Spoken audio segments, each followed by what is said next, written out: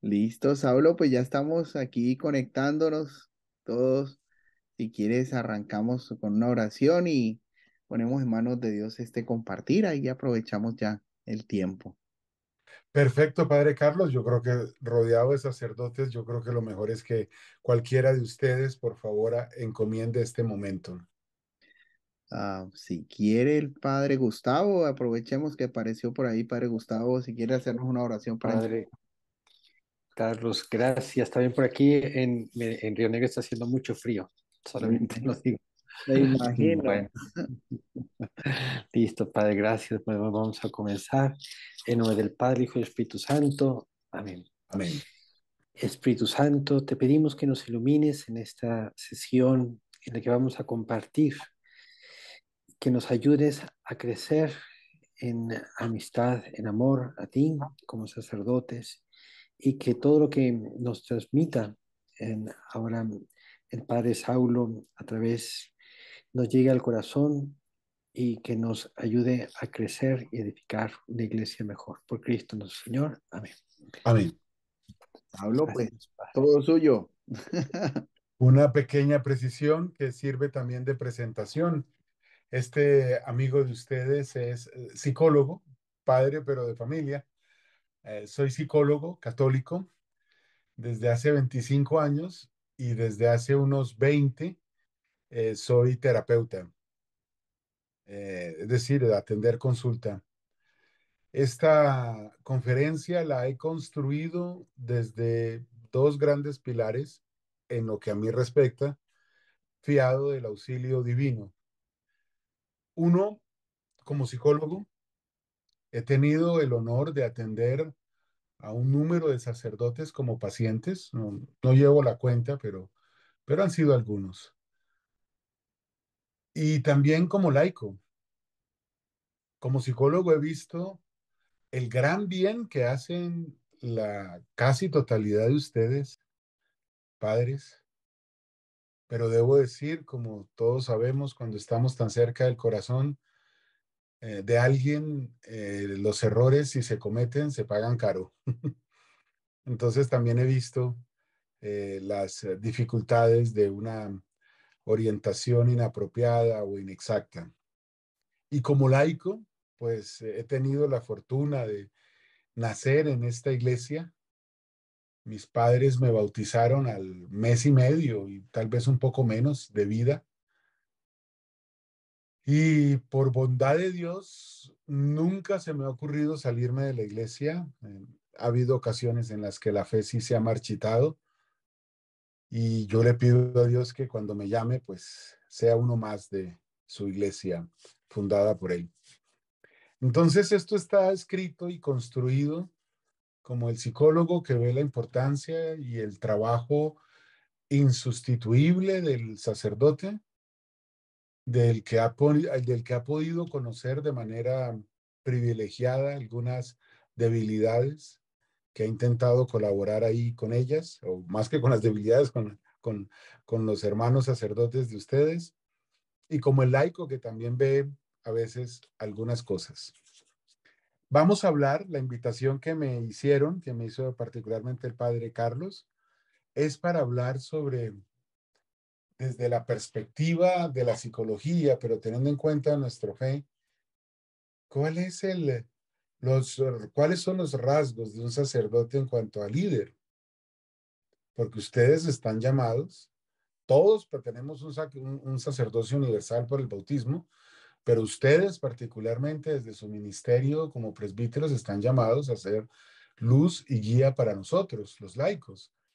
Entonces, vamos a hablar un poco sobre esa conjugación, como esa combinación entre características del líder y de un líder de cualquier oficio y el ministerio que les ha sido encomendado a ustedes.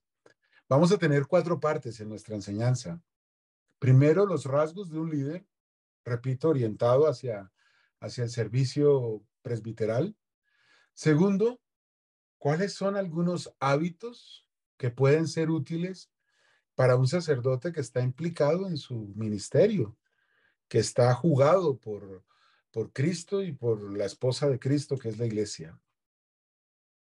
¿Qué desafíos actuales hay para ustedes y para la sociedad en general? Y por último, leo el título que salió de mi corazón, al último punto, que es el más delicado, porque por supuesto yo no soy nadie para hacerle una recomendación a un sacerdote. Yo no soy autoridad de ustedes. El título que puse para la cuarta parte es Recomendaciones de un laico agradecido con el ministerio sacerdotal. Un comentario de paso: regalo de Dios, del cual me enorgullezco, soy hermano de sangre y de fe de Fray Nelson Medina, sacerdote dominico que tal vez ustedes conozcan de una u otra manera. Entonces, aquí también hay un poco de las enseñanzas que he recibido de él, pero también de esa cercanía que uno como familiar de un sacerdote puede tener y puede conocer un poco de la vida de ustedes. Yo miro eso más como un activo, como una ventaja, como un regalo de Dios, que como un sesgo, de ninguna manera. Bueno, entremos porque les cuento que aquí tengo, sumando todo, tengo más de 30 ítems para tratar con ustedes y en la bondad de Dios que el trabajo nos sirva, y aquí vamos a poner el reloj porque si no, yo me engancho. Vamos a que el reloj nos vaya avisando. Bueno, ¿cuáles son los rasgos? El primer tema que vamos a tratar es cuáles son los rasgos propios de un líder católico y de un líder que es ministro de Dios aquí y en la eternidad. El primero, pues, el conocimiento de la tarea. Un líder tiene que saber qué es lo que va a hacer su grupo. Un líder no simplemente es un motivador emocional. Ahí hemos puesto ejemplo, todos conocemos ejemplos de personas que de pronto son muy buenas, que mueven, pero que realmente no tienen cómo guiar a su equipo. Hay tal o cual técnico de fútbol, aprovechando que somos hombres, podemos colocar ejemplos de ese tipo con facilidad, que uno ha visto que son grandes motivadores, el equipo los quiere, los aprecia, los respeta, pero el hombre no sabe de su trabajo, de su oficio, y pues por lo tanto no camina la cosa. Entonces, un primer rasgo que es necesario es un conocimiento de la tarea. Un conocimiento que en el caso de ustedes va desde la parte doctrinal, magisterial, la liturgia, pero también una formación que van recibiendo a lo largo del camino, que es la parte pastoral, ¿no?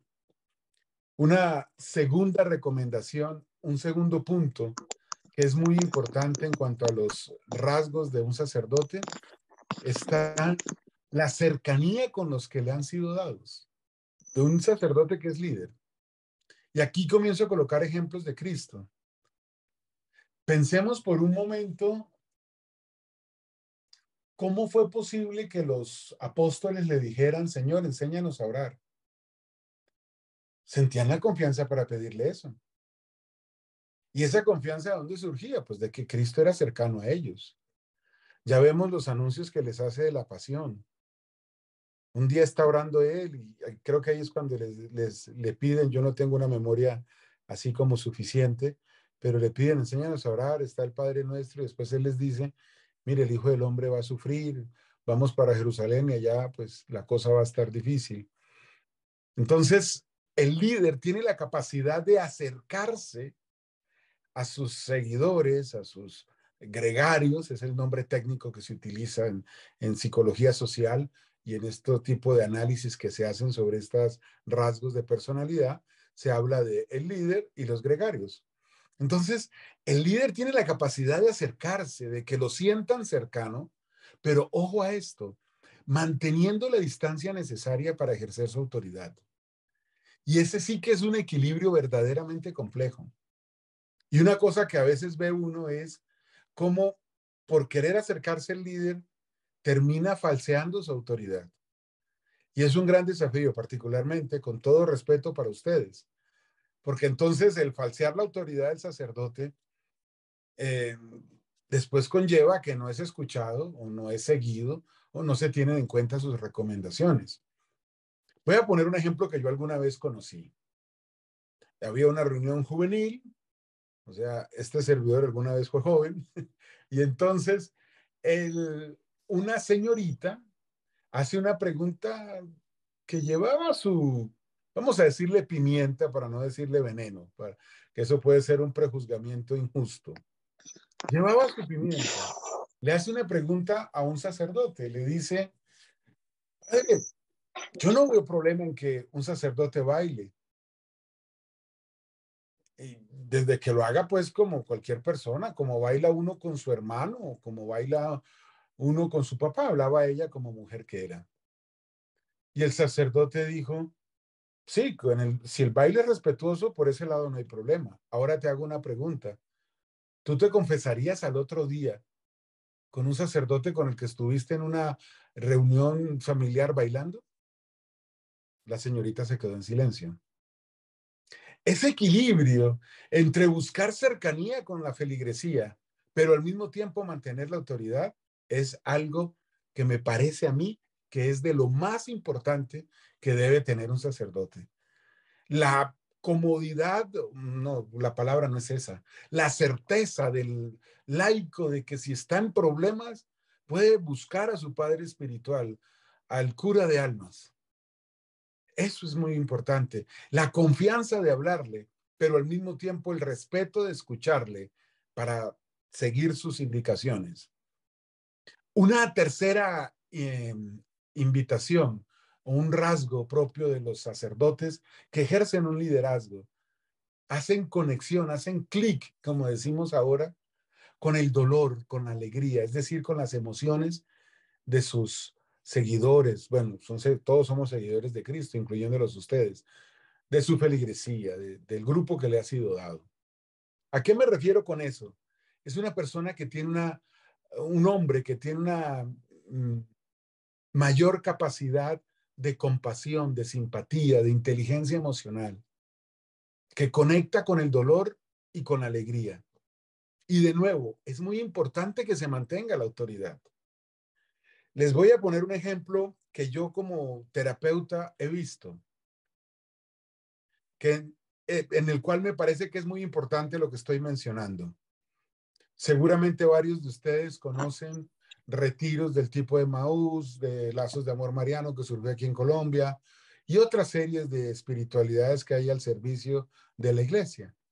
Y a veces ve uno que una persona va a un retiro de estos, por supuesto, hay un encuentro con Dios, la vida se cambia, hay como un cimbronazo, diríamos, la persona se mueve y se acerca a Cristo.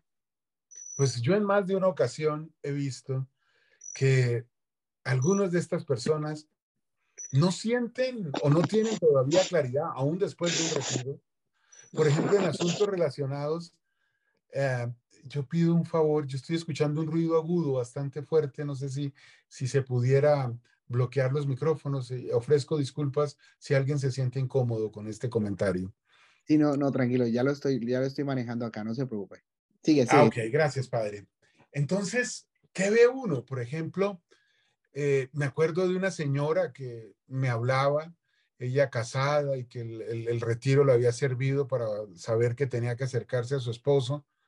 Pequeño detalle, matrimonio civil, él divorciado, ella soltera, pero no había claridad sobre la inconveniencia de eso a la luz de la voluntad de Dios. Y la impresión que daba, por lo que ella contaba, era pues como que el sacerdote había sido muy cercano, muy comprensivo con ella en el momento de la conversación. No sé si se confesó con él, bueno, lo que haya sido, en medio del retiro de algunas de estas espiritualidades que conocemos hoy en día. Entonces, una invitación muy respetuosa: no confundamos la cercanía con una misericordia mal empleada, con una misericordia que realmente no es misericordia. Un cuarto rasgo que podemos ver del sacerdocio cuando mueve, cuando arrastra, es que hay una alegría en él y una ilusión que contagia, por utilizar esa expresión, que mueve. Se dice del Padre Pío, del santo sacerdote del siglo pasado, que él así como era de estricto y a veces confesando eso, había a veces un grito de corrección, al mismo tiempo tenía momentos de risa que, caramba, difíciles de que pudieran ser imitados, por no decir falseados. La alegría que brota, pues, del espíritu que está con Dios, del alma que está con Dios. Esa es una característica muy importante, porque en la medida en que hay esa alegría que contagia, pues las personas se van acercando y quieren ser como Él. La quinta característica que tengo aquí para ustedes es bien curiosa y yo la he llamado ser el alcalde de Corinto. ¿Por qué utilizo esa expresión que me he inventado? Bueno, sabemos de esa población, creo que más que población era un puerto en donde estuvo San Pablo predicando. De hecho, les regaló 2 cartas a ellos y a la humanidad, a la iglesia que están en la Biblia, la carta a los Corintios, la primera y la segunda. Hasta donde yo entiendo, Corinto era un puerto. Y como todo puerto es lugar de encuentro y lugar de transacción. Y tal vez por eso allá fue Pablo. Pero ¿qué quiero yo decir con alcalde de Corinto?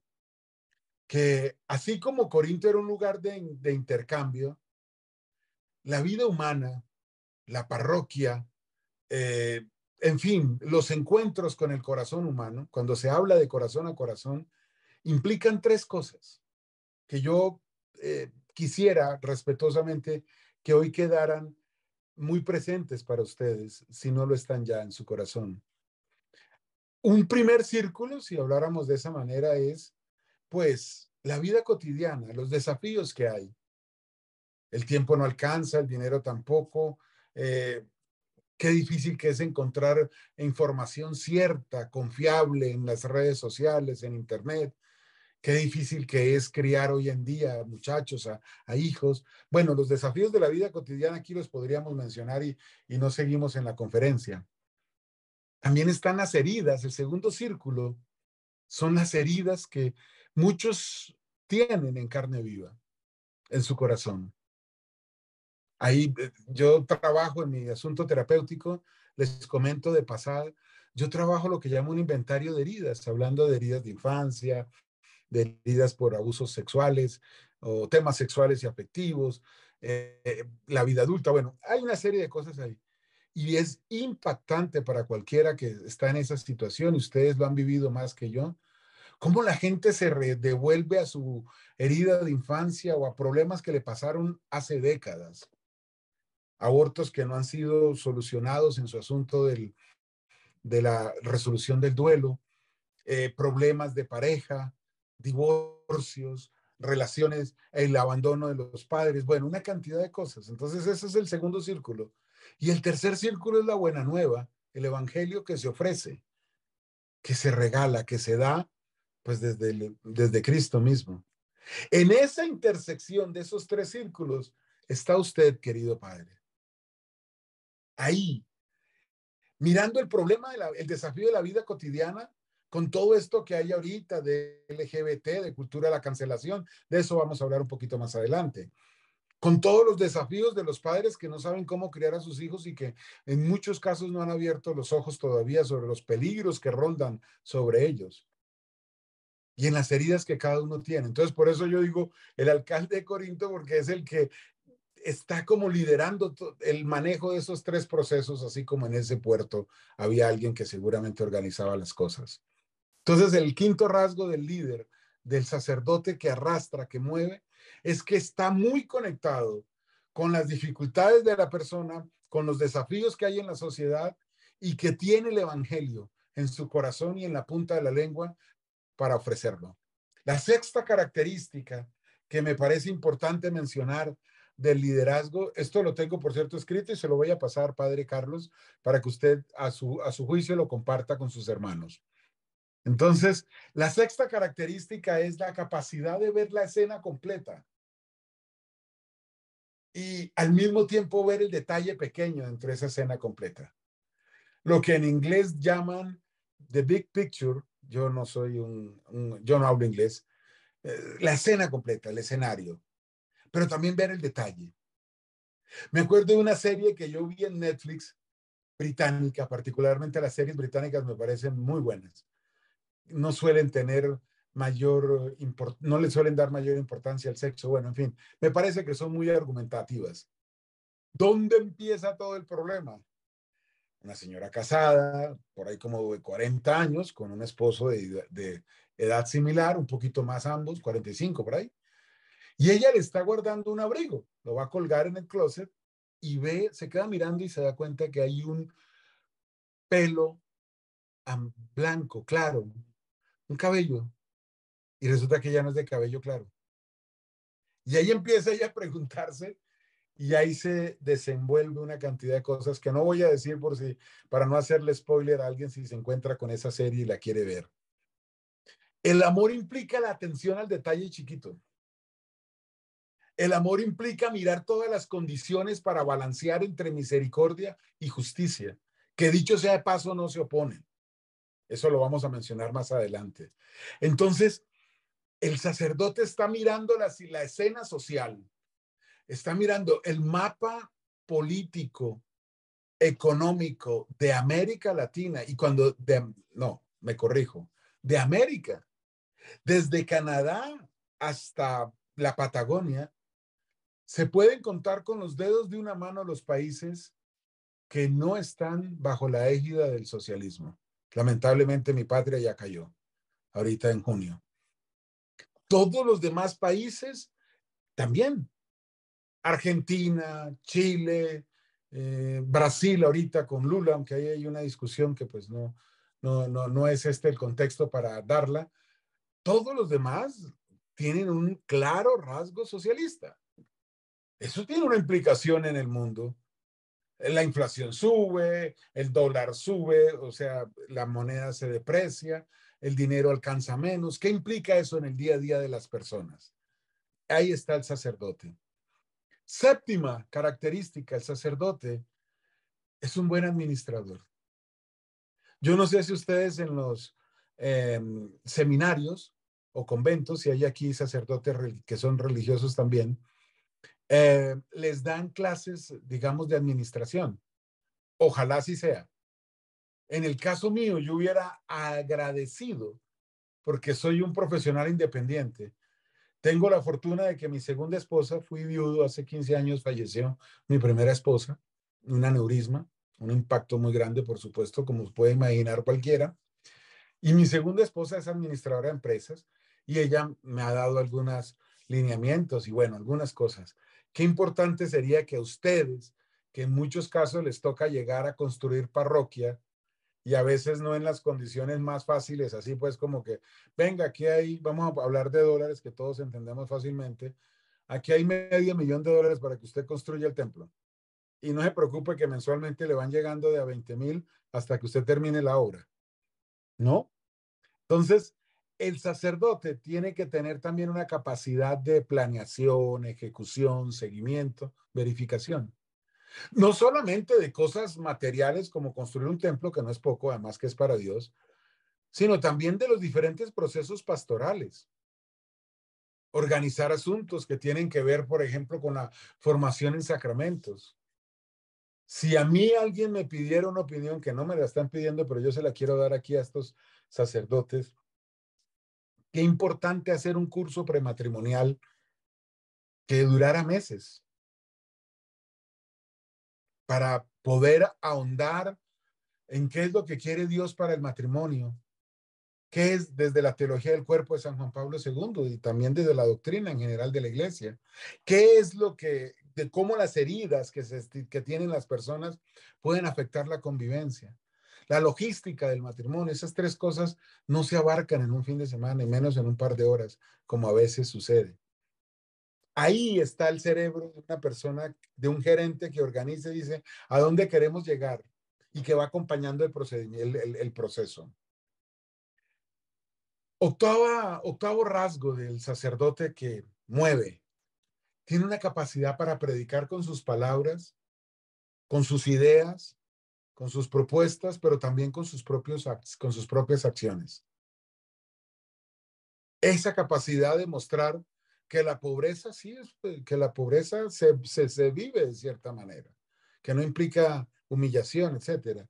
Esa capacidad para mostrar que el celibato es es un regalo a Dios, es un sacrificio, pero con alegría.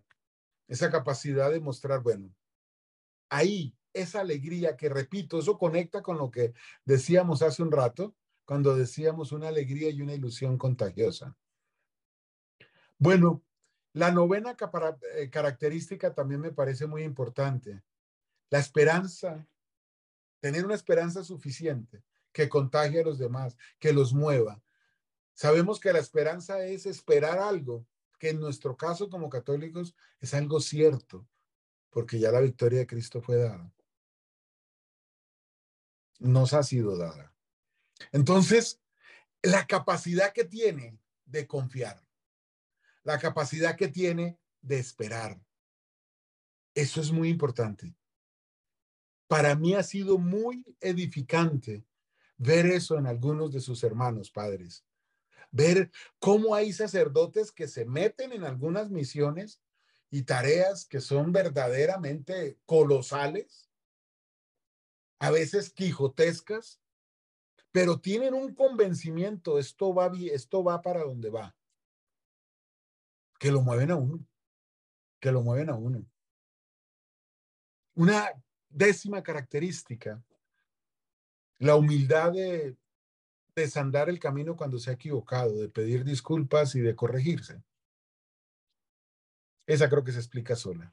Gran resumen de las características que quiero compartir con ustedes respecto al liderazgo en un sacerdote.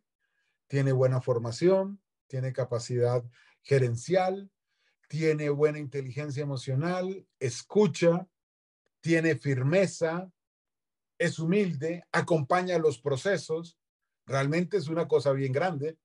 Está en esa intersección de vida cotidiana, desafíos de la vida, heridas propias y el evangelio que se ofrece como respuesta a una y otra cosa.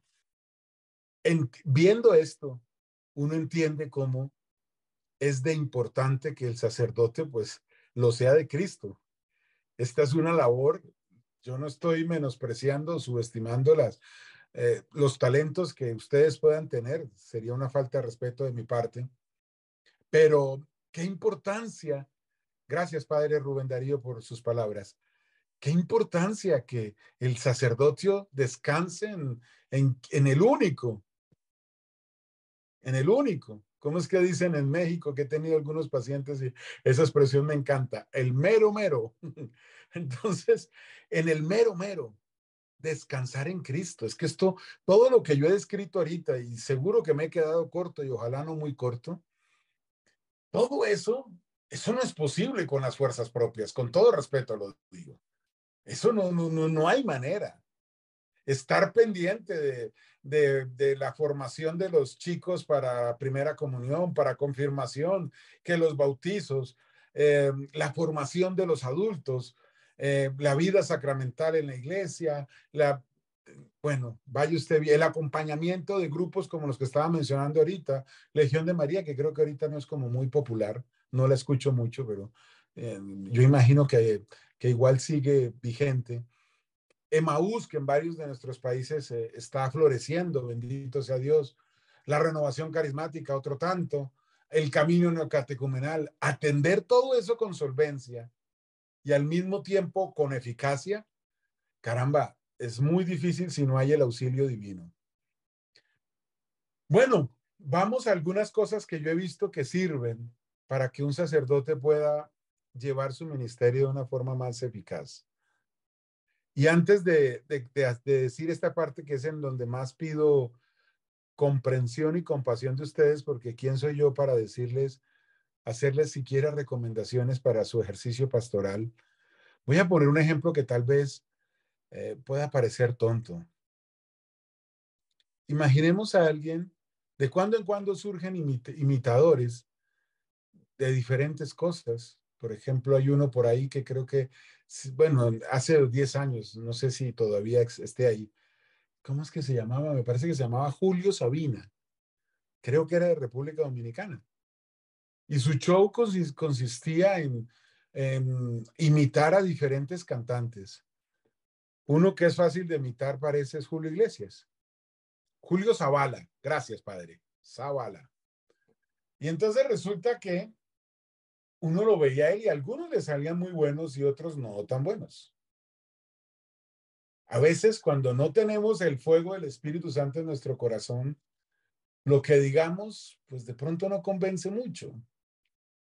Porque de pronto, pues, si no tenemos el fuego del Espíritu, ¿cómo funciona la cosa? Y la historia de nuestra iglesia, es que ya son 20 siglos, muestra cómo sacerdotes tremendamente sencillos, como el cura de Ars, empecemos por los apóstoles. Nuestro primer papa, pues, era un pescador con un temperamento un poquito atravesado. Y bueno, no tengo yo registro de que San Pedro fuera muy versado.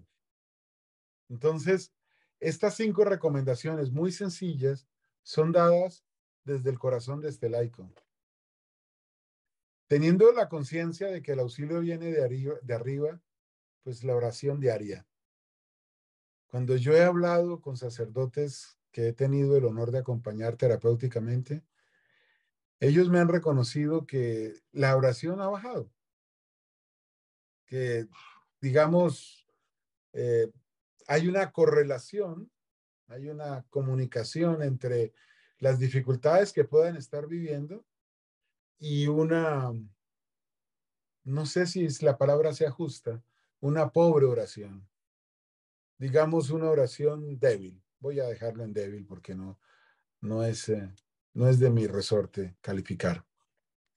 Primera recomendación, pues mantener ese ritmo de oración. La segunda, y acá sí entra pues un poco la profesión que Dios me regaló. El conocimiento de sí mismo que dicen diferentes santos. Me acuerdo en primer lugar ahorita de Santa Catalina de Siena. Ese conocer la celda interior. Conocerse, saber dónde están las heridas, dónde están las dificultades. Entonces, pues ahí normalmente por donde veo yo que hay una incidencia clara de la oscuridad con ustedes es con el ejercicio de la afectividad. Me explico, tal vez la frase no es la mejor. Ustedes tienen que tocar el corazón de las personas. Las personas se acercan a ustedes en un momento de fragilidad y a veces esa cercanía con un corazón frágil puede tener dificultades en términos de lo que puede desencadenarse de ahí en adelante. Entonces, a veces aparecen relaciones impropias, gestos impropios, vivencias impropias. Qué bueno conocerse. Qué bueno saber en dónde está la debilidad. Y decía un santo, cómo lamento no haber guardado esa expresión, que lo mejor que uno puede hacer cuando hay una tentación fuerte es huir. Por lo menos mientras puedes empezar a manejar la cosa de otra manera. Entonces, ese conocimiento lleva a, por un lado, evitar uno lo que sabe que no es conveniente. Y todos tenemos una conciencia y esa conciencia nos habla con bastante claridad. Pero también hay otra mirada de esa celda interior de la que nos habla la doctora de la iglesia, y es conocer uno sus heridas y trabajar un poco en ellas. No me parecería justo eh, hacer una crítica, pero lo que yo veo en muchas personas que se acercan a hablar bueno, conmigo, no he conversado esto con colegas, pero yo creo que es igual. Es algo que ustedes tal vez vean en el confesionario también. Muchas veces vamos a buscar la ayuda terapéutica o espiritual cuando ya la cosa lleva meses y tal vez años enredándose. Entonces, las historias pues más escandalosas son las del cura que tiene novia o el cura que tiene novio, y uno ve en esas circunstancias que estoy mencionando así de manera general y con mucho respeto, que muchas de esas historias van desde hace años. A veces He escuchado a sacerdotes que ya en el seminario habían tenido tratos sexuales que obviamente son impropios para el estilo de vida que se está escogiendo con hombres o mujeres. Entonces recuerdo la historia de un sacerdote que me contaba que se volaba del seminario, yo no sé cómo podía pasar eso, pero pasaba, a verse con una novia. Entonces, creo que en ese ejercicio de conocimiento de sí mismo, pues la conciencia va hablando y va señalando un camino sobre las cosas que hay que hacer. De mi parte, si fuera necesario decirlo, aquí yo no estoy acusando a nadie, más bien intento que haya elementos que sean útiles para ustedes, herramientas. Tercero, la formación académica y de otros órdenes. Como voy a mencionar más adelante, hoy en día el sacerdote no tiene que ser solamente administrador, especialmente si es diocesano, porque he visto, por ejemplo, en la experiencia de mi hermano, pues que se van como especializando. Entonces yo veo que hay algunos sacerdotes que van como por el área administrativa a lo largo de su vida ministerial, hay otros que van por el área de la formación, otros que van por el área de la predicación, por el área pastoral, pero el cura de barrio, el cura de párroco, ese le toca casi que todo el tiempo, ¿no? Entonces, hoy en día es necesario, queridos sacerdotes, es necesario que ustedes sepan de psicología. Ahorita más adelante les voy a poner un ejemplo con la homosexualidad y una experiencia que he tenido al respecto en redes sociales con algunos sacerdotes, particularmente con unos pocos, que por supuesto no voy a mencionar nombres. Entonces, usted, querido ministro de Cristo, tiene que conocer, y cuando digo tiene, no es una orden mía, por supuesto, es un imperativo de la situación. Usted debe conocer de psicología, usted debe conocer de filosofía, debe conocer de política, hasta un poco de economía. ¿Qué implica una noticia que hoy hubo en mi país? Yo no quiero volver esto una discusión política y menos al respecto de la izquierda. ¿Qué implica que la empresa de petróleos de Colombia, que se llama Ecopetrol, empresa colombiana de petróleos, haya perdido en su valoración bursátil casi el 40%? ¿Qué implica que haya salido de un indicador? Eso perjudica solamente a los pocos empleados de Ecopetrol, que pues, de todos modos eso ya es un problema. ¿Eso tiene alguna implicación en el resto de la sociedad? ¿Qué implica que el dólar haya pasado? Yo hablo de la realidad de mi país porque las demás no las conozco y me parece una falta de respeto hablar con ignorancia y sobre todo de algo que no es mío. Yo estoy hablando aquí con hechos. ¿Qué implica que en el país mío, en Colombia, pues, hayamos pasado de una cotización del dólar a 3.900 pesos colombianos antes de la primera vuelta presidencial a 4.800 pesos hoy? Gracias a Dios está bajando. Esos 900 pesos que se han devaluado, ¿qué implican? Y no estamos hablando simplemente de comprar un teléfono nuevo de ese que tiene la manzanita mordida, que no sé a cuánto va a llegar cuando finalmente lo dejen vender aquí en Colombia, o que no. ¿Qué implica en un país que prácticamente todo se compra, las materias primas en el exterior y se negocian en dólares por obvias razones? ¿Qué implica que suba casi un 25% la cotización del dólar? Hay que aprender de eso. Esa es una tercera recomendación. Una cuarta recomendación es una frase de la Biblia que cada vez me gusta más. Yo no sé a dónde me está llevando Dios con eso. El celo por tu casa me devora o algo parecido. Qué importante que ustedes no pierdan de vista, queridos padres, qué es lo que se necesita de ustedes, qué esperamos los laicos de ustedes y me atrevo a decir qué espera Dios de ustedes. Qué grande lo que ustedes hacen. Yo puedo tener un hermano sacerdote, pero como ustedes mejor lo saben que yo, pues yo no me confieso con él. Una mezcla de vergüenza, de las circunstancias familiares y demás, mandan que no haya esa comunicación. Seguro a ustedes les pasa algo parecido con sus familiares. Entonces yo me confieso con mi párroco, me confieso con algún hermano de comunidad de Nelson, en fin, como cualquier persona. y algunos consejos que he recibido de ustedes, algunos consuelos que he recibido de ustedes. Me acuerdo de un momento muy duro de mi vida, donde obviamente por errores propios, yo estaba viviendo horas muy amargas. Y yo me acordaba de un sacerdote que estaba en el barrio de al lado de donde crecí yo. Como esta es una anécdota bonita, yo voy a decir el nombre de ese sacerdote, que seguro por la edad ya debe estar gozando de Dios, que ojalá así sea. El padre Albisi Sago, italiano, padre Somasco, comunidad que ustedes conocerán o habrán oído mencionar seguramente. Yo lo conocí a él cuando yo era un pelado, decimos en Colombia, tenía 20, 22 años. Presté servicio como catequista en su parroquia durante unos 5 años, tal vez. Y algún día, viviendo yo horas amargas por mi por mi estupidez, eso ¿para qué le pongo otro nombre?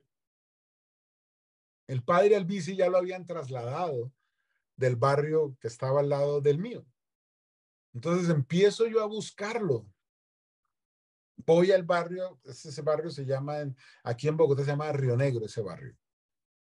Y está la iglesia que ha sido ofrecida a Nuestra Señora de Guadalupe. Y voy y pregunto al padre Elvis, no, él ya no está aquí. ¿Dónde lo encuentro? En la parroquia de nosotros que está en tal parte. Una zona de Bogotá que yo no conocía mucho.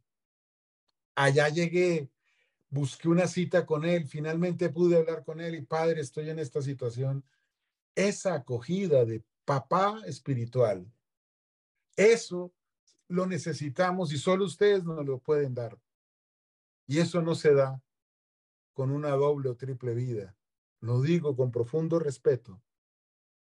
Eso no se da con una situación ahí en donde por la noche yo miro los videitos aquellos, tengo una tabletica guardada, esa fue una historia que conocí de un hermano de ustedes, yo aquí estoy en un escritorio que por cierto era de mi papá que ya tuvo su Pascua, y entonces el curita tenía acá en una gaveta, él tenía una tableta que él solo manejaba y esa tableta solo la utilizaba para ver videitos de los aquellos.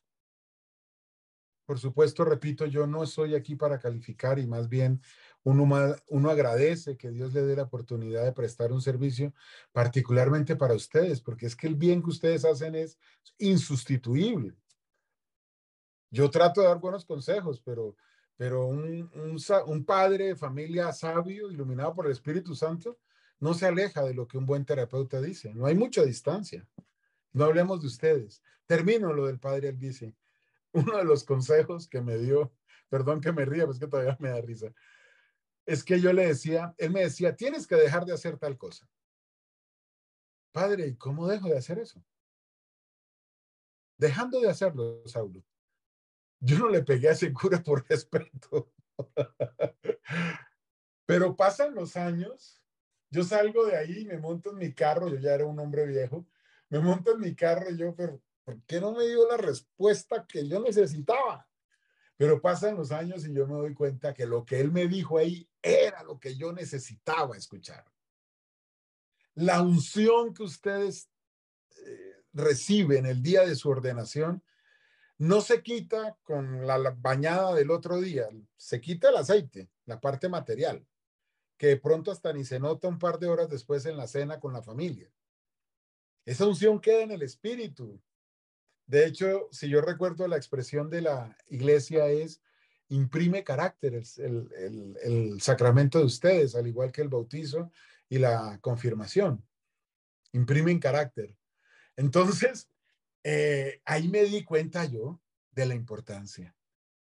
Ese consejo que usted da, padre, esa absolución que usted da, ojalá bien dada en la confesión, eso es irreemplazable. ¿O por qué cree que persiguen tanto a la iglesia? ¿Y por qué cree que hacen tanto show con los abusos sexuales? Que son ciertos y que uno es demasiado. Pero qué curioso que cuando hablan de los abusos de la iglesia nunca hablan de los abusos que hay en otras partes. Y estadísticas serias muestran que el daño que hacen los sacerdotes es muy pequeño en comparación de lo que hacen otros actores de la sociedad en infantes. Bueno, Esa es la cuarta recomendación del hábito de un sacerdote que quiere arrastrar, quiere llegar al cielo con almas que también las ha llevado allá. La quinta, la claridad doctrinal, magisterial y litúrgica. Este tema sí quedaría para un debate si lo quisiéramos, y humildemente digo, más que participar en un debate, me gustaría exponer ideas al respecto, pero yo aquí vivo mirando el reloj, ya son las 10:15, ya llevamos 45 minutos y bueno, hay todavía tema para avanzar.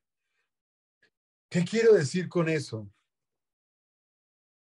Yo he visto que en donde no se ofrece el evangelio de manera genuina y completa, más temprano que tarde, a la persona se le ha engañado y las cosas no van bien. Eso es lo que yo he visto en mi labor terapéutica y como laico. Que cuando se empieza a decir, voy a poner un ejemplo, pero como dice el dicho, a los hechos me remito. A mí me han contado mujeres que son pacientes mías o que han sido pacientes mías, me han comentado que hay sacerdotes que en la confesión, que yo creo que ese es un espacio significativo, pero también a veces en la conversación, digamos, que podríamos llamar de consejería espiritual, les hablan de que utilicen anticonceptivos. Pues, queridos padres, yo les invito a que cuando ustedes quieran, cojan sus celulares. Todos sabemos lo del cuento del algoritmo, ¿no? Sabemos que eso quiere decir que lo que uno busca, pues lo tiende a repetir las búsquedas Google cuando uno entra a algo nuevo. Yo no lo voy a mostrar en mi celular porque pues mi celular tiene mi algoritmo. Y si este es un tema sensible para mí, pues posiblemente yo he estado en eso, lo que yo voy a encontrar de pronto no sea lo más objetivo. Hágalo usted, querido sacerdote. Coja estas 4 palabras y póngalas en su celular. Bayer, el famoso laboratorio. Bayer. Demanda, la acción judicial que conocemos. USA, de Estados Unidos, United States of America. Anticonceptivos. Repito las 4 palabras. Bayer, demanda, USA, anticonceptivos. Si alguno lo quiere hacer ahorita, maravilloso. Si no, hágalo más adelante, pero por favor hágalo. Lo exhorto a que lo haga. Va a encontrar noticias, como por ejemplo esta, de una acción de clase. Ese es un proceso judicial cuando hay miles de demandas que todas son las mismas hacia una sola persona jurídica, hacia una empresa. Entonces hay 1,500 personas que quieren demandar a una empresa, entonces todas se aglutinan y hacen un solo proceso. Eso se llama acción de clase. Pues bien, Bayer perdió una acción de clase con no sé cuántas mujeres por un anticonceptivo que ponía en riesgo de muerte. ¡Muerte! No estamos hablando de que si se engordó, que si le salió una manchita aquí en la cara, que eso tampoco debiera ser, ¿no? Digo yo.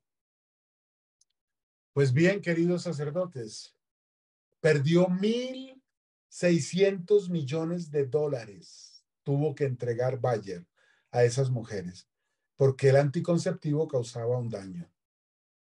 Entonces no se trata de decir que Humanevite está revaluada, que tenemos que pensar nuevos escenarios porque Humanevite fue hace 60 años o 55 y en este momento pues ya vivimos otras situaciones y el modernismo, que sabemos que es una herejía, dicho sea de paso, bueno, el modernismo radical, llamémoslo así. Es que mire que hay argumentos y por eso es que les exhorto a que ustedes tienen que conocer de otras cosas. Algunos de esos anticonceptivos producen coágulos y por eso fue que esas mujeres ganaron. Y esos coágulos, mientras van por un vaso sanguíneo grande, pues, ¿cuál es el problema? Pero cuando llegan a los vasos capilares, ahí no pasan. Y entonces se hace presión, embolia, se llama eso, y explota. ¿Sabe dónde hay vasos capilares en el cuerpo? En los pulmones y en el cerebro. Cuando eso pasa en uno de esos 2 órganos, pulmones o cerebro, eso es muy probable que sea o letal, mortal, o por lo menos cause mucho daño, especialmente en el cerebro. A mí me llamó la atención, y este es un análisis que de pronto puede parecer tonto, pero me parece significativo. Un día yo vi un video en YouTube sobre una mansión en el área del sur de la Florida, al sur de Miami, una zona que se llama El Doral. Doral. Tal vez ustedes algo conozcan por allá.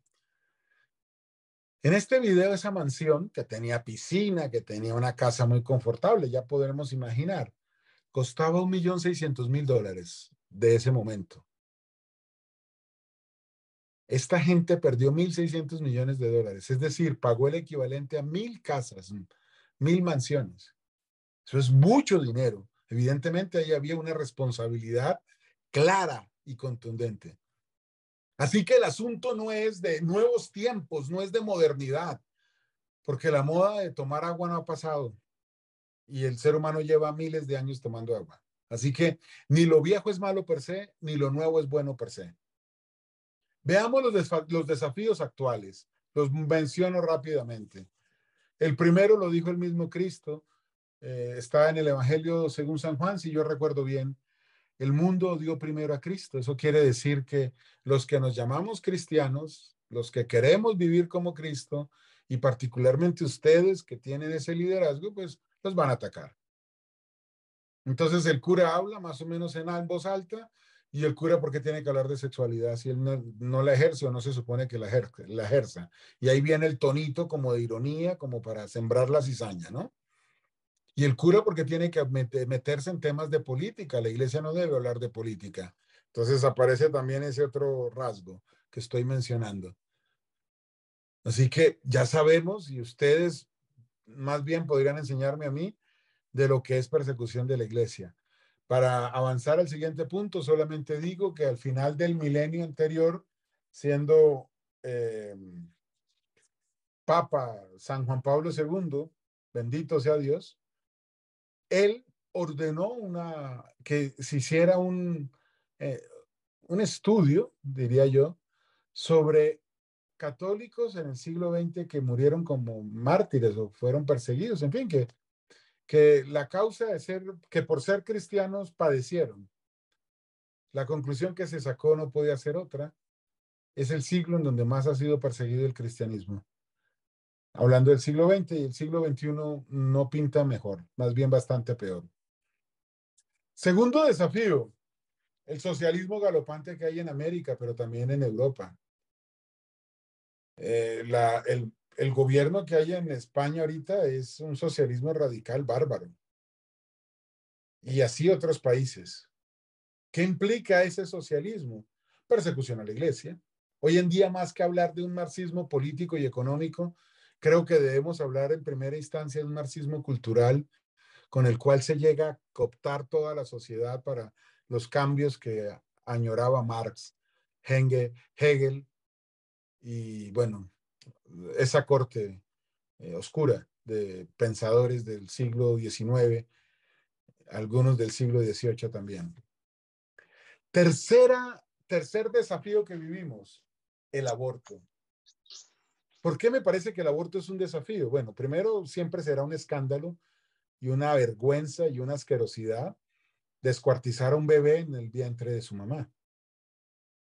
Pero es que como la biología ha avanzado y la tecnología ha avanzado, a los abortistas ya les queda muy difícil decir que no es un ser humano. Entonces ya se han descarado. Y tenemos a la alcaldesa de Bogotá, de nuevo hablo de mis circunstancias locales para no caer en imprecisiones, tenemos a la alcaldesa de Bogotá diciendo en campaña, cuando finalmente fue elegida para el segundo cargo más importante de Colombia, ser alcalde de Bogotá. Hoy en día tenemos a una alcaldesa, una mujer, no hay problema con que sea mujer, por supuesto, pues el nombre se puede decir sin ningún problema, Claudia López. Ella es lesbiana, de hecho está casada bajo el rito social, civil, por supuesto, con otra mujer, y ella en su campaña decía, vamos a lograr que solo nazcan los hijos deseados. Mire el veneno de esa frase. Y entonces, si el hijo no es deseado, no merece nacer. Si el niño no es deseado, ¿qué? Pues hoy en día el debate del aborto ya no está en si hay vidas o no la hay, si es humano o no es humano. Ya el debate es si merece vivir o no. En California, según entiendo yo, hay una ley desde hace unos meses que permite el infanticidio, matar niños hasta de 30 días de nacido. Eso es una cosa surrealista. Cuarto desafío, la eutanasia. El, la persona que es improductiva es una carga insostenible, eutanasiémoslo. Bélgica y Holanda ya empiezan a hacerlo. Los ancianos de allá tienen miedo. En España empiezan a conocerse estadísticas de que a las personas de más de 80 años ya no les ofrecen tratamientos que sean costosos. O sea, si usted requiere algo que cueste dinero y tiene 80 años, despídase si vive en España. Quinto desafío, el arco iris, la población LGBT. Vaya por delante lo que nos ha enseñado la iglesia desde su mismo fundador, Cristo. Amar al pecador, rechazar el pecado. Nadie está hablando de discriminar ni nada de eso. Pero ¿qué es lo que hay? Inclusive veo yo, con todo el respeto, al interior de nuestra iglesia, en algunos sacerdotes y en algunos obispos, que quieren reescribir la moral católica. Lo cual es un imposible. Sabemos que la moral no puede ser la misma, que puede haber algunos cambios en algunos comportamientos, pero lo que tiene que ver con la expresión del amor, es un imposible cambiar la doctrina o la moral al respecto. Entonces, lo que pretenden algunos es volver la relación entre dos hombres o dos mujeres, decir que eso es amor. Yo pregunto, si si una yegua está embarazada o está preñada, es la expresión que se utiliza con animales, ¿qué va a parir? ¿Una yuca, un esfero o un caballito? No sé cómo es que se dice cuando el caballo es chiquito. Bueno, eso tiene su nombre. Obviamente que va a parir un caballo. Entonces, si somos hijos de Dios, pues tenemos algo de su naturaleza y sabemos por Génesis que lo que tenemos de la naturaleza de Dios es la inteligencia y el amor. Por lo tanto, la forma en la que amamos es espejo del amor de Dios. Entonces, no podemos hablar de amor entre dos hombres porque así no ama a Dios, y sobre todo en una dimensión de pareja y genital e íntima. Eso no es posible cambiarlo a no ser que pretendamos falsear a Dios. Bueno, ahí que se atenga a las consecuencias el que pretende hacer eso. Sexto desafío, la cultura de la cancelación. Oiga, no sé si ustedes se han dado cuenta de esto, padres. Ahorita hay toda una batalla en Brasil, pero de la cosa más compleja, porque hubo elecciones el 30 de octubre, creo. Sí, 30 de octubre, la segunda vuelta, y aparece como ganador el socialista Lula da Silva. Y parece que hay unos indicios muy complicados que hacen pensar que ha habido un fraude coordinado. ¿No les llama la atención que no haya noticias de eso? En ninguna parte. Busque, si usted utiliza Google News, busque a ver qué encuentra. Busque a ver qué encuentra de páginas de periodismo tradicional serio. No traje agua, hombre, y se me está molestando la garganta, pero yo creo que ya terminamos así. La cultura de la cancelación. Lo que dice la iglesia no importa. Pero llega el Papa Benedicto XVI, nuestro Papa emérito, y menciona el célebre discurso de Ratisbona, y ahí sí que pretenden encenderlo porque él dijo, según recuerdo yo, y espero estarlo haciendo bien, que ninguna religión invita al odio. Y ahí que se metió con los musulmanes, que no sé qué. La cancelación. Y séptimo, el desafío que tenemos como católicos en general, pero particularmente la iglesia, la jerarquía, que comienza con ustedes, de ser políticamente correctos. de decir lo que quiere oír el jefe político, el dirigente político, y congraciarme con él con la falsa idea de que no, ahí vamos haciendo amistad y después yo voy predicando. Que no nos vaya a pasar lo que le sucedió a no pocos sacerdotes de alguna comunidad religiosa que se fueron a evangelizar a la India y al Japón y terminaron ideologizados por el budismo y las corrientes orientales respectivas. Bueno, ¿cuáles son las recomendaciones de un laico agradecido con el ministerio sacerdotal?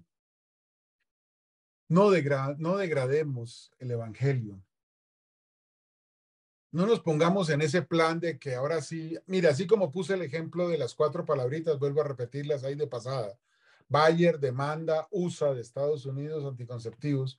Así podemos encontrar argumentos de otras cosas. Hay una lógica, son 2000 años de acompañamiento del Espíritu Santo a su iglesia. Por lo tanto, el conocimiento que se ha construido es verdaderamente sustancioso y cierto, genuino, verídico. Hay un principio en la filosofía. En lo propio de la naturaleza material habla la ciencia. Ese es un principio filosófico. Nos lo enseñó o recordó el Papa Emérito alguna vez cuando ejerció su pontificado. ¿Eso qué quiere decir? Que en temas de homosexualidad, en temas de drogas, pues hay que mirar qué dice la ciencia. Y la ciencia en el tema de la homosexualidad no ha encontrado un gen que pueda decir se nace gay. Pero usted ve, por ahí hay un sacerdote bastante público, creo que es originario de Estados Unidos, en cualquier caso allá vive, que hace toda una pastoral en donde curiosamente nunca habla de conversión, nunca habla de arrepentimiento, nunca habla de pecado. Y él, que ya está haciendo una escuela dentro de la iglesia, yo no menciono nombres, entonces ya sus seguidores espirituales, también sacerdotes, hacen lo mismo. Yo pregunto, oye, ¿por qué no hablarle de pecado a una persona que está viviendo en pecado? ¿Eso es misericordia? Si a estos muchachos, porque algunos son jóvenes, gays, se acercan a un sacerdote y el sacerdote le dice, no te preocupes, sé tú mismo, sal del closet, fuera del closet hay más aire. Eso le leía a un sacerdote pro gay. Fuera del closet hay más aire. Ajá. ¿Y si este muchacho muere en pecado mortal, qué? ¿Es justo eso con ese muchacho? Yo les pido, con profundo respeto, yo les pido que no degraden el evangelio. No merecemos eso los laicos. ¿Por qué no decirle al homosexual lo que nos ha enseñado la doctrina de la iglesia? ¿Por qué no ofrecerle un camino de salvación para su alma? Realmente es una cosa muy complicada. Segunda recomendación. Lo que se aparta y quien se aparta de la iglesia, eso sale mal. Ahí tenemos el ejemplo de la teología de la liberación.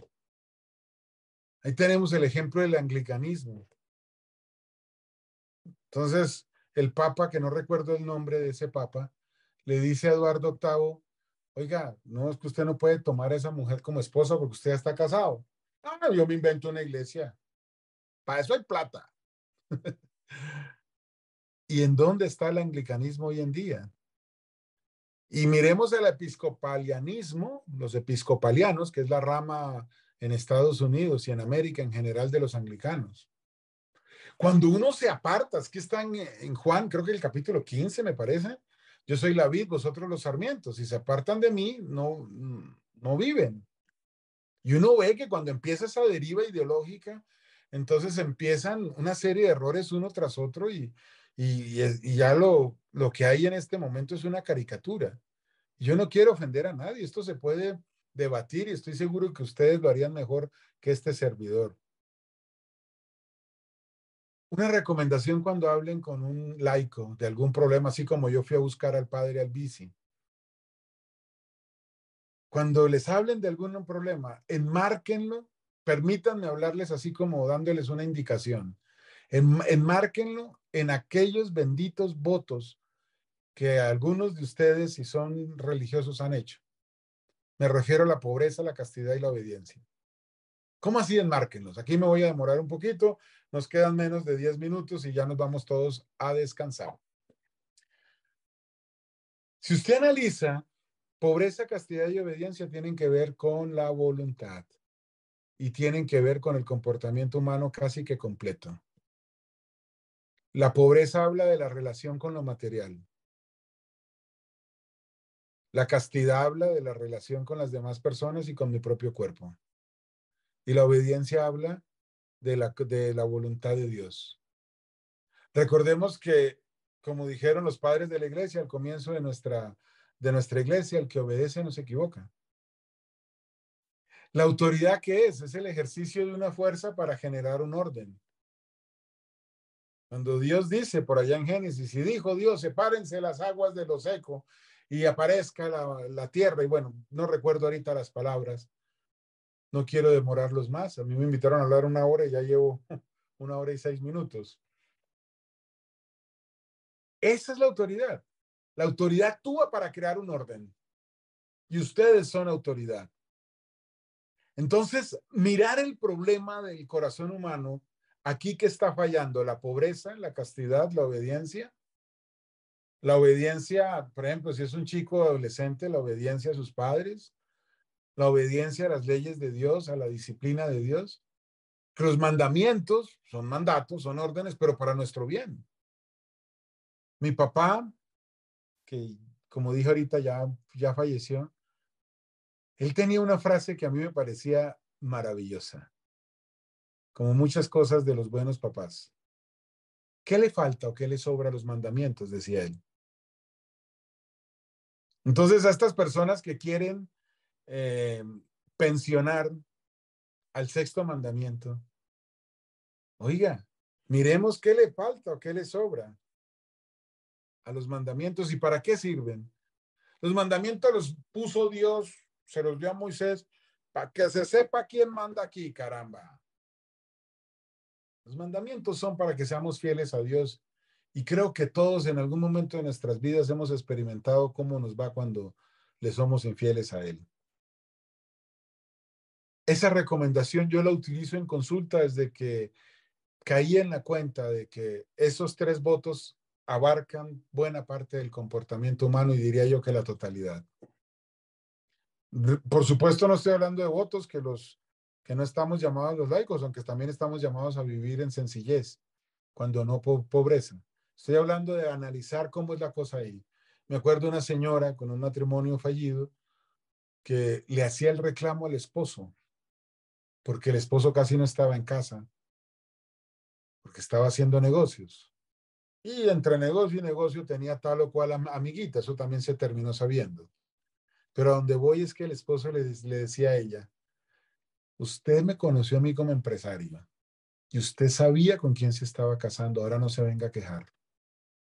Yo necesito hacer negocios y eso toma tiempo y a veces voy a seguir llegando tarde a la casa. Usted encárguese de los hijos. Ahí vemos que la variable relación con lo material tiene mucho que ver, ¿no? Y ahí vemos entonces cómo es que las cosas pueden estar deteriorándose. Cuarta recomendación, créanle a Cristo, créanle a su iglesia. Insisto, si hubiera necesidad de explicarlo, vamos a encontrar razones de por qué tal o cual cosa la iglesia dice que no. Estamos viendo que lo que predijo proféticamente San Pablo VI en Humane Vitae se está cumpliendo, pero mejor dicho, como si él hubiera visto esta película y nos lo hubiera contado en su bendita encíclica. Y si vamos a otra, si yo recuerdo, se llama Rerum Novarum, la parte social, el manejo del dinero, la economía. Creo que fue León XIII, el papa que la ofreció a la humanidad, particularmente a la iglesia. Ahí vemos otro ejemplo. Y así. Hay una recomendación que yo también a veces intento aplicar modestamente y sencillamente en mi ejercicio profesional, que se la aprendí a San Juan Pablo II en un libro que leí de él. Cuando él era obispo allá en su querida Polonia, sabemos que nuestros pastores visitan en su diócesis respectiva las parroquias, ¿no? Y entonces él, ¿qué hacía cuando llegaba a una parroquia y había una reunión de algún grupo con él y le planteaban algún problema? Él preguntaba, ¿qué dice el evangelio de esto que estamos hablando? Si no lo ha hecho, querido padre, hágalo por ese lado y verá que uno va encontrando respuestas muy interesantes. La sexta recomendación, ya la dije, así que solo la menciono ahorita, la anuncio de nuevo. Los desafíos actuales sobre la vida cotidiana demandan formación en psicología, sociología, política, una filosofía sana. Y el tema sigue avanzando, la medicina. El problema de los anticonceptivos no es solo la salud de la mujer, que eso ya de por sí es muy serio. Hay un segundo problema que tiene que ver con el ritmo de la sexualidad de esa pareja. No lo alcanzamos a explicar ahorita. Y un tercer problema son abortivos, y está demostrado. La última, que también ya mencionamos y por eso ahorita solo la enunciamos, miremos la historia de nuestros vecinos. Estoy hablando de los protestantes, estoy hablando de los episcopalianos, estoy hablando, bueno, de toda esa variedad, de todas esas iglesias variopintas que hay a lo largo y ancho de nuestra humanidad. Y por algo se han multiplicado tanto. Si la verdad es una sola, uno se pregunta por qué hay tantas denominaciones, ¿no? Pero bueno, sería una conversación para otro momento. Padres, acá termina lo que había preparado para ustedes y solamente digo y les invito vivamente, lo que ustedes ofrecen a nosotros, nos pueden ofrecer a nosotros, los laicos, comenzando por el cuerpo de Cristo, que no es poca cosa, comenzando por el cuerpo de Cristo, comenzando por el resto, siguiendo por el resto de los sacramentos, que son Cristo mismo y que tampoco son poca cosa. Eso no hay manera de que un laico lo reciba si no es a través de ustedes. Que Dios les bendiga. Mi gratitud por lo que he recibido de ustedes. No sé, inclusive habrá algunos que han rezado por mí pues, sin saberlo yo. Muchas gracias y que Dios les ilumine para que sigan prestando un servicio y cada vez más, hasta que Dios los llame y lleguen allá con una buena cuenta de almas que también lleguen al cielo. Muchas gracias por haberme escuchado. No sé si hay alguna pregunta. Con mucho gusto y en la bondad de Dios que podamos responder. Muchas gracias, Saulo, muchas gracias por esos comentarios, muchas gracias, de verdad que reforzar ideas que uno tiene ahí volando, pero como que es aterrizarlas y reforzarlas. No sé si algún sacerdote quisiera hacer algún comentario, alguna pregunta, aprovechando este momento, prenda su micrófono, padre, y con mucho gusto, pues aprovechemos este momento. Si hay alguien o si no, pues simplemente nos vamos a dormir, ¿cierto?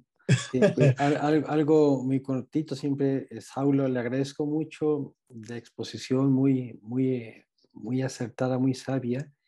El comentario que Gracias. hizo sobre los votos de pobreza, castidad y obediencia, me gustó mucho, es verdad. Es así, yo siempre los he meditado en relación a la Shema de Israel y que tienen que ver mucho con las tentaciones de Cristo en el desierto. Y justo, pues es la misma, la misma línea, la relación con las cosas, con los demás y con Dios, ¿verdad? Entonces, muchas gracias por muchas gracias. ¿Sí? Padre, muy agradecido. Para mí es un honor que ustedes les haya parecido útil lo que estamos haciendo. Aquí encontré algo en el chat. Si alguien más quiere opinar, con mucho gusto. Aquí alguien me dice, por favor, haga una oración como laico por nosotros. Sí, con mucho gusto. De hecho, les quiero compartir una enseñanza que me dejaron mis padres. Ya ambos están, ojalá, con Dios. En esa parte final del rosario, que no hay como una sola forma de rezar, una bolita, tres bolitas pegadas y otra final. mis papás acostumbraban rezar y así lo hago yo ahora. La primera bolita, una salve por las almas del purgatorio. Las tres pegadas. La primera por el Papa, eso no me requiere explicación. La segunda por sacerdotes diocesanos y la tercera por sacerdotes o por religiosos en general. La última, el credo por los hogares. Entonces yo procuro mantener ahí una lista que va creciendo de los sacerdotes que he ido conociendo y con mucho gusto los voy a encomendar. Muchas gracias. ¿Hay algún otro comentario, alguna otra cosa? Con mucho gusto escuchamos.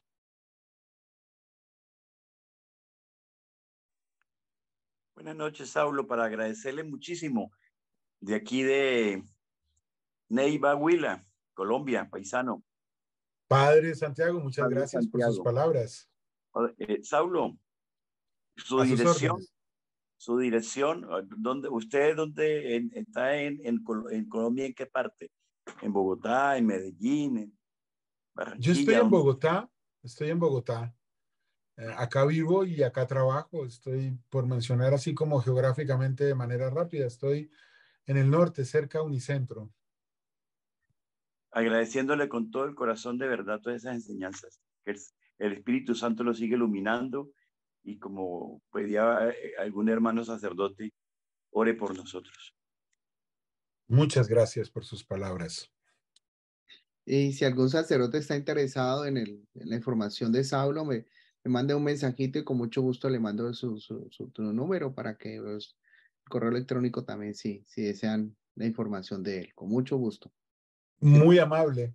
Gracias, padre. Y también comentarle que ya está en su WhatsApp el esquema que utilicé para la conferencia de hoy, a disposición de quien lo considere. Ah, listo, sí, aquí está. Está bien. Muy interesante. Bueno, padres, muchas gracias. Saulo, Creo que pues, como damos dice, por terminado. Dígame. como dice el padre, pues terminemos con una oración. Usted haga la oración por nosotros ahora. Ay, Dios mío. Bueno, me gusta, lo he aprendido de Nelson y lo vivo. Creo que la Virgen me está regalando, yo en mi corazón duro todavía no recibo el regalo completo, como un amor hacia ella y cada vez disfruto mucho el rosario. Entonces yo le quiero pedir a nuestra Madre que les regale a ustedes lo que cada uno necesita en su corazón. Eso hace una mamá. El niño tiene hambre, lo alimenta, el niño está cansado, lo pone a dormir, etcétera. Entonces yo le quiero pedir a la Virgen María que los acoja a ustedes en su manto, bajo su manto, que no los suelte hasta que se puedan encontrar con ella en la eternidad para siempre. Dios te salve María, llena eres de gracia, el Señor es contigo, bendita eres entre todas las mujeres y bendito es el fruto de tu vientre, Jesús. Santa María, Madre de Dios, ruega por nosotros pecadores, ahora Ahora, y en la hora. ahora, en nuestra muerte. Amén. Bendito sea Dios, eso sí pido por obvias razones, la bendición de quien quiera para este servidor, pero también para todos. Bueno, pues el Señor esté con ustedes. Y con tu espíritu. Y la bendición de Dios Todopoderoso, Padre, Hijo y Espíritu Santo, descienda sobre ustedes y los acompañe para siempre. Amén. Amén. Gracias, Saulo. Gracias, hermanos. Buenas noches. Y que tengan buena noche, que descansen. Gracias, Un Padre abrazo Carlos. para Gracias a todos. todos. Buenas Que noches. les bendiga. Que descansen. Gracias. Feliz descanso. Igualmente. Gracias. Padre Carlos, gracias. Feliz descanso. Bendiciones, Padre Santiago. Listo, Padre Carlos. Que Gracias. les bendiga. Gracias, Padre Carlos. Gracias Feliz a noche, todos. me retiro. Buenas noches. Saludos.